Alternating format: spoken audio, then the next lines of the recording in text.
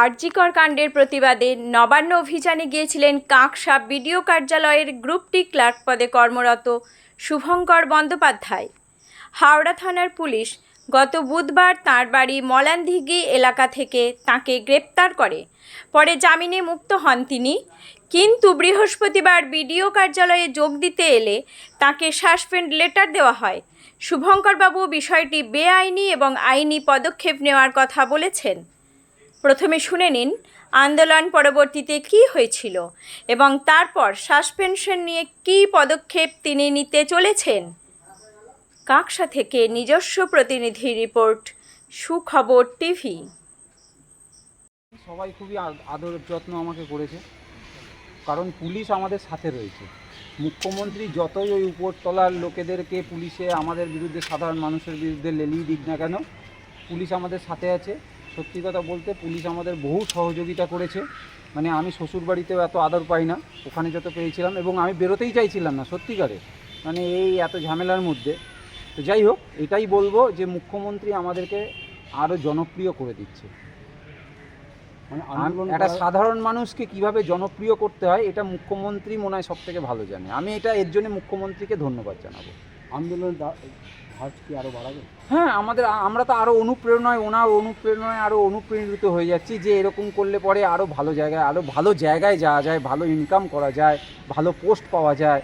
আমরা সাধারণ মানুষ, মানে আমরা স্বপ্ন এত দেখতে পারতাম না, এখন দেখছি। এই আন্দোলন কি শেষ অবধি যাচ্ছে? হ্যাঁ, এই আন্দোলন চলবে। আমরা ভয় পাচ্ছি না। উনি ভাবছেন আমাদেরকে ভয় দেখাবেন, উনি যে ভয়গুলো পাচ্ছেন।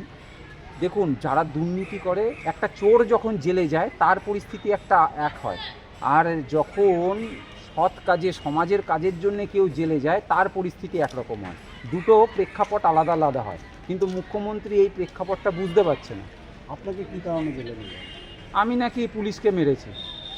তো ভিডিও ফুটেজটা ওনারা দেখার পরে তখন বুঝতে পারছে, এবং ওরা আমার কাছে অনেকবারভাবে আফসোস করেছে যে উপরতলা থেকে ওনাদের উপর প্রেশার আছে, তাই অ্যারেস্ট করতে হয়েছিল।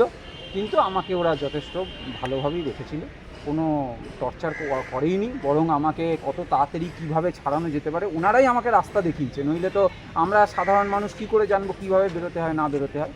এর জন্যে আমরা ধন্যবাদ জানাই। অনেকে আন্দোলনে পিছিয়ে হেঁটে যায়, জানের ভয়, চাকরির ভয়, সেক্ষেত্রে কোনোটা আছে চাকরি যেতে পারে?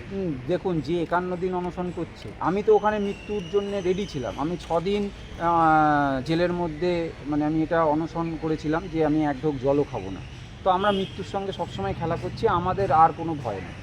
যে মৃত্যুর ভয় পায় না তাকে আর অন্য কোনো কিছু ভয় কী দেখানো।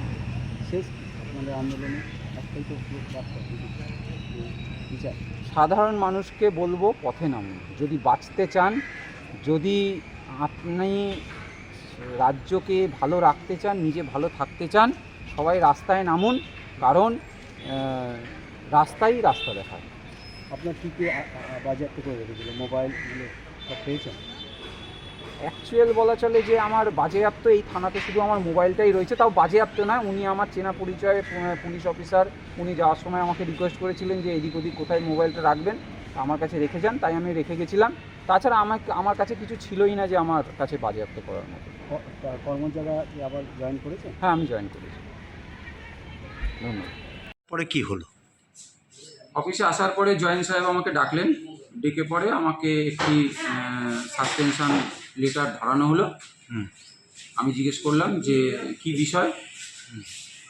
তো সেক্ষেত্রে আমাকে বলা হলো যে আমি নবান্ন অভিযানে যাওয়ার জন্যে আমাকে বেআইনিভাবে যে অ্যারেস্ট করা হয়েছিল, সেই অ্যারেস্টের পরিপ্রেক্ষিতে নাকি আমি সাসপেন্স করা হলো, সাসপেনশন অর্ডার দেওয়া হলো, যেটাও একটি বেআইনি।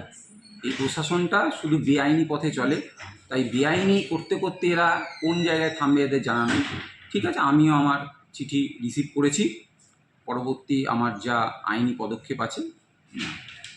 কোথাও কি আন্দোলন দাবি রাখার একটা? হ্যাঁ, সে তো বটেই। যারা আন্দোলনের মুখ হয়ে উঠছে, যারা এই অন্যায়ের প্রতিবাদ করছে, প্রথম কথা আমরা এখানে নবান্ন অভিযানে আমাদের পারমিশন ছিল, এবং সুপ্রিম কোর্ট নিজে অর্ডার দিয়েছে আরজিকর প্রোটেস্ট নিয়ে কোনোভাবেই কোনো কিছু অ্যারেস্ট, টিয়ার গ্যাস, লাঠিচার্জ কোনো কিছু করা যাবে না। সেখানে পুলিশ সব কিছু করেছে।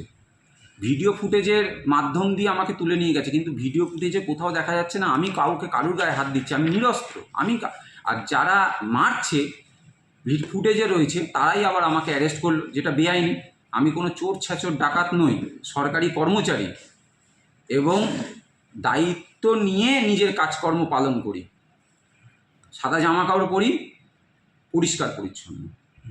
কোথাও কি আশঙ্কা থাকছে, কোথাও ভয়ের মধ্যে রয়েছেন যদি চাকরি? আপনাদের যদি মনে হয় যে ভয়ের মধ্যে, আপনারা বিচার করুন, আমি কিছু বলবো না।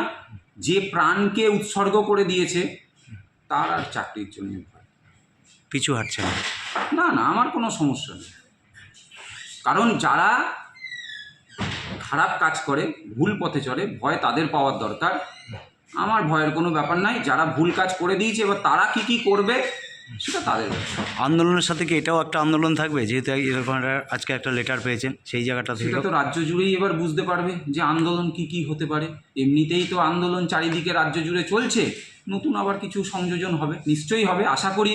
কারণ আমি যদি ভুল পথে থাকি তাহলে নিশ্চয়ই আমাকে কেউ সমর্থন করবে না। আমি আমার নিজের ঘরের জন্য কোনো কাজের জন্য এটা করিনি।